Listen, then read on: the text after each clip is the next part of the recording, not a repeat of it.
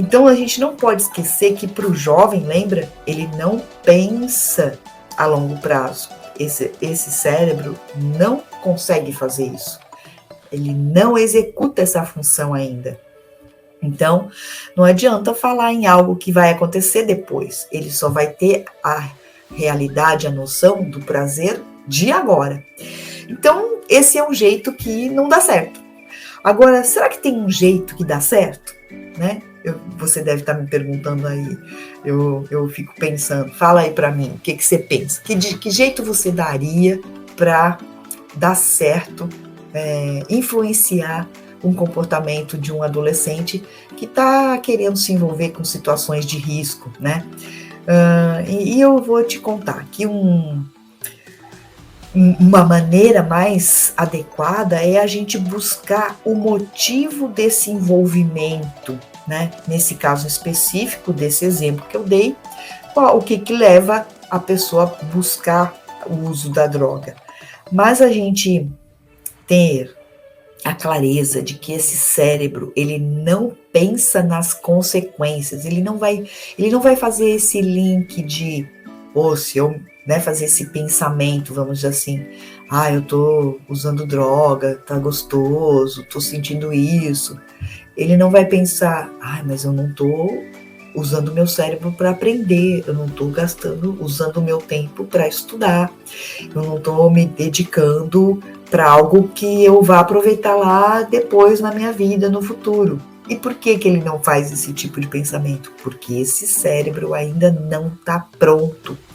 Então vamos entender um pouquinho sobre esse cérebro que não é de um adulto pequeno ou em miniatura.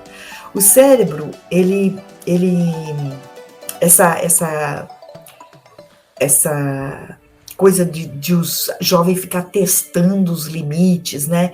Ele busca aventura. Por que o cérebro dele gosta disso? Então existe essa região, né? A região do córtex pré-frontal, quer dizer, imagina o cérebro aqui dentro. Essa região da frente a gente chama de fronte e córtex é o nome do cérebro. Um outro nome técnico que a gente dá para o cérebro. Essa região, ela é uma das últimas regiões a sofrer essa reorganização na sua arquitetura. Então imagina, né? O que eu estou querendo dizer? Essa reorganização entre a arquitetura, imaginem os neurônios, a gente tem substância branca, substância cinzenta, né? E nada mais é do que substância branca e substância cinzenta são essas células nervosas, são os neurônios que fazem parte dessa região que a gente denomina dessa cor, mas imagine que o que está acontecendo com essas células nervosas? Elas precisam ter conexões, eu preciso mandar uma mensagem de um lado para o outro, vamos dizer assim, do nosso cérebro, e está acontecendo uma reorganização na arquitetura do cérebro.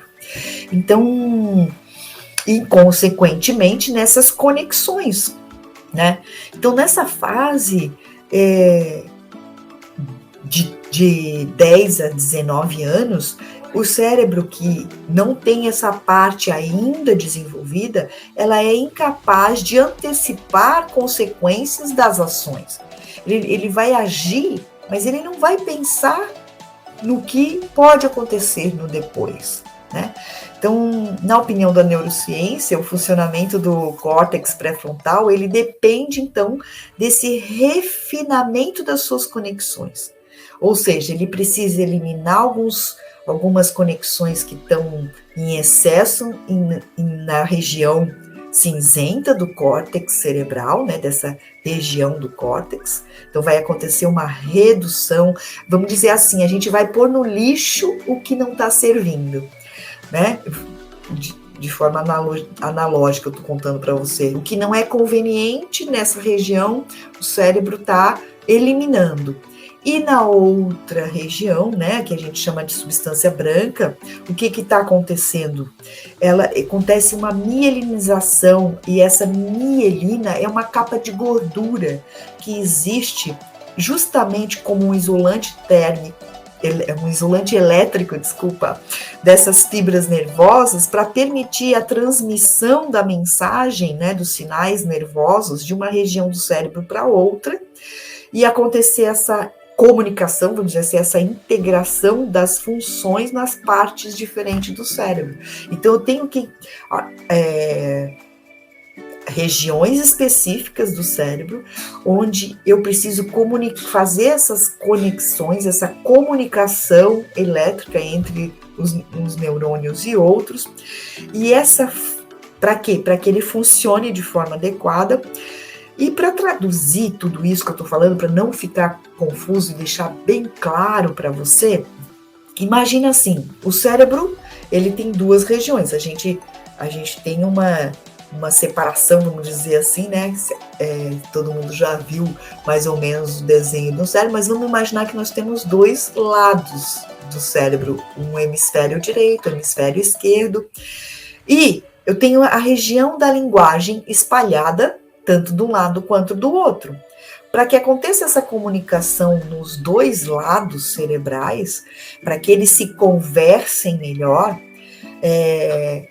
onde é essa remodelação da arquitetura que eu estou falando, dessa conexão. Quando essa conexão acontece de forma remodelada, já transformada, com os neurônios que não servem mais no lixo e os que servem nascendo, tendo a capa de mielina, tendo a possibilidade de fazer essa ligação, mandar essa mensagem, né, de um lado para o outro, aí é que o indivíduo, o adolescente, vai ter o domínio, como eu dei o exemplo aqui, da região da linguagem, é onde o domínio da linguagem, então, tem a capacidade de se desenvolver. Eu dei como exemplo só essa região da linguagem, mas é claro que a gente tem várias outras regiões importantes nesse momento de remodelação do cérebro do adolescente, que a gente vai trazendo aqui outras áreas específicas, mas hoje o momento é a gente entender que essa possibilidade do jovem pensar numa consequência, pensar a longo prazo, compreender que o comportamento dele pode trazer algo danoso, isso não vai acontecer nessa idade. A gente não pode, o adulto, o que cuida, que está nesse contexto com esse jovem, ele não pode esperar isso, a gente precisa, o profissional, alertar, né? Você está exigindo algo desse jovem que o cérebro dele ainda não é capaz de realizar. E eu posso garantir para vocês que eu já vi, faz toda a diferença a gente dar essa informação para quem cuida do jovem, né? Por quê? Porque muitas vezes a gente não consegue entender, compreender, os pais ficam perdidos, né? Até mesmo nós profissionais, às vezes a gente se depara e fica numa angústia, porque a gente quer ajudar, mas não sabe como. Então, um primeiro passo eu quero te dar, né? Se eu posso dar uma dica de como que a gente pode agir diante de uma situação de um adolescente que tem essa dificuldade, então, né, de vislumbrar, de visualizar o futuro das suas ações, né, o que ele faz hoje e o que vai acontecer se ele continuar agindo dessa forma. No caso do exemplo aqui, a gente deu sobre o uso de drogas, mas pode ser para qualquer situação, né, de vida dele. Então, como que que passo que a gente pode dar como profissional? A gente pode fazer com que ele entenda um sentido, tem que fazer um sentido para o adolescente. O que você vai mostrar para ele é usar o seu cérebro de adulto para ele entender quais os riscos que ele está correndo. Parece bobo, né? Mas eu estou dizendo exatamente para você falar o que para nós adultos parece óbvio, mas que para o adolescente não é óbvio.